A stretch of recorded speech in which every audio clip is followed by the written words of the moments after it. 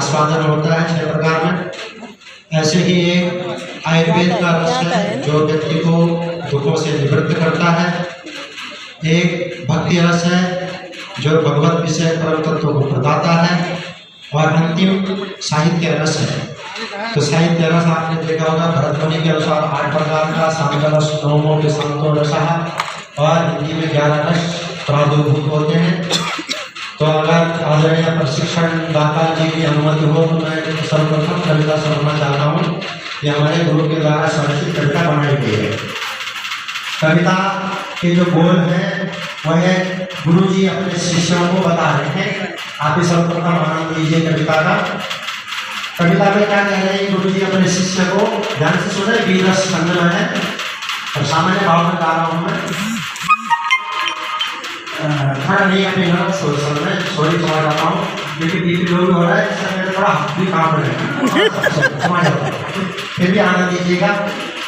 चल तुम्हारे ख्वाब से मैं नींद का निर्माण कर दूं, उठ खड़ा कर हौसला में अल्प का महाप्राण कर दूं, कम कमी कमजोरियों का विपद में प्रयाण कर दूं, विश्व जेता तू बनेगा अमिट में प्रमाण कर दूं, विश्व जेता तू बनेगा अमिट में प्रमाण कर दूं। मांग मुझसे पात्र बनकर पल भर में तेरी झोली भर दूं, कर तपस्या कष्ट सद बोल तुझको क्या वर दूं, लक्ष्य को लक्षित बना मैं सबसे आगे तुझको कर दूं, विश्व नेता तू बनेगा अटल में प्रमाण कर दूं, विश्व नेता तू बनेगा अटल में प्रमाण कर दूं। बहुत सुंदर। घूम जा 10 दिक्षु में तो शंखनाद मैं कर दूं, घूम जा 10 दिक्षु में तू शंख का मैं नाद कर दूं, उत्थान कर तू राष्ट्र का मैं तेरी जय जयकार कर दूं, चल अकेला रास्ता तू लक्ष्य कोटि में वीर नर दूं, युग रचेता तू बनेगा अकट में प्रमाण कर दूं, युग रचेता तू बनेगा अकट में प्रमाण कर दूं। ये कविता है यहाँ पर प्रस्तुत। उस कविता के माध्यम से हम यहाँ पर कैप्सूल निर्माण कर रहे हैं। संपूर्ण हमारा स्वरचित कविता जो आपके समूह कवि प्रस्तुत किया। अपेक्षित सीखने की इसमें प्रतिफल क्या है? अपेक्षित यानी हम जो चाहते हैं एक बालक से भी क्या सीखना चाहता है। जैसे गद्य और पद्य में बालक स्वतः ही भेद करते हैं कि गद्य की जो अनेक विधाएं हैं, चौको काव्य है, गद्य में जैसे काव्य शुद्ध काव्य आदि हो सकते हैं। पद्य के भी अनेक भेद लक्षण है, वार्णिक छंद है, मात्रिक छंद है या मुक्तक छंदों में परिवर्तन होता है जिसमें दोहा सोठा आदि या गीतिका करुणी शब्द कुंडलियाँ होती हैं, ये बच्चा जानता है। दूसरा इसमें कविता वाचक और श्रवण में अंतर करते हैं। जब भी कोई शिक्षक सामने कविता गुनगुना रहा, अगर इसी कविता को मैं सिंपल भाषा में बोलूं कि चल तुम्हारे ख्वाब से मैं नींद का निर्माण, तो समझ जाएंगे, बोरिंग हो जाएंगे। तो इसके कारण इसमें वाचक और श्रवण में दोनों में बच्चे अंतर करते हैं। तीसरा पॉइंट है इसमें काव्य तत्वों की पहचान करते हैं कि कौन सा काव्य किस कैटेगरी का है, किस रस का है। जैसे सामने कोई छोटा बच्चा आता है तो हम ऑटोमेटिक उसके अंदर वात्सल्य भाव एक जागृत हो जाता है। सामने बात शेर आता है तो हमारे अंदर एक रस आ जाता है या कायरता आ जाती है बात को देखकर। चौथा पॉइंट है कविता का सार तत्व बच्चे जानते हैं। अगर हम इस कविता को मोटा मोटा जब सामने बच्चे के समूह उपस्थित करते हैं 9-10 के छात्रों के समूह, तो ऑटोमेटिक इसका मोटा मोटा तत्व जानते हैं कि इसमें क्या कह रहे हैं शिक्षक गुरुजी अपने छात्रों के लिए। तीसरा पॉइंट है संबोधों से संबंधित अवधारणात्मक पूर्व ज्ञान। मतलब हम ये जानना चाहते हैं कि इस संबोध में उनका पूर्व ज्ञान क्या था इस कविता में।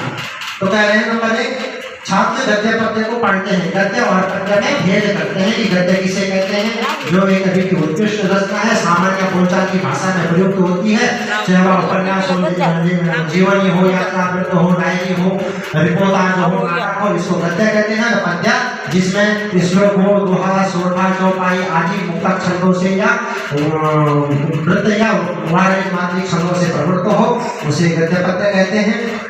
दूसरा पॉइंट है बच्चे कविता की जानकारी रखते हैं।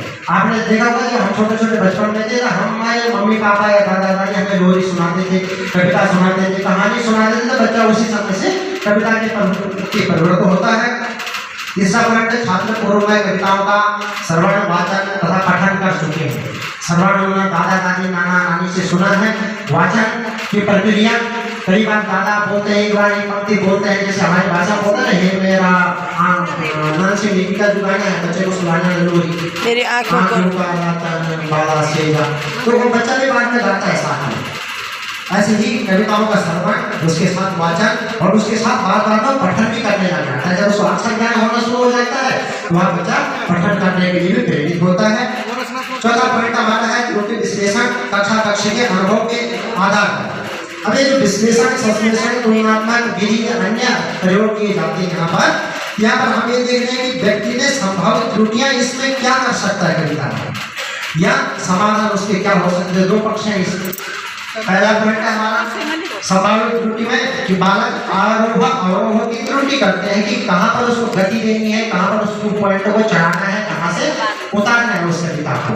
अब बच्चे जो सामान्य तरीके से पढ़ रहे हैं कि चल तुम्हारे भाव से, अब उनको क्या पता कहाँ पर हमने यति गति विराम में छंद तुक मात्रा देनी है, तो उसको हम इसका अवरोह अवरोह जो त्रुटि करते हैं उसका समाधान में हम क्या करेंगे, बच्चों को आरोह अवरोह के साथ आदर्श वाचन कराएंगे या अनुवाचन कराएंगे, अपने साथ बुलवाएंगे उनको, तो वह उस निर्णय को फिर बैठा देंगे।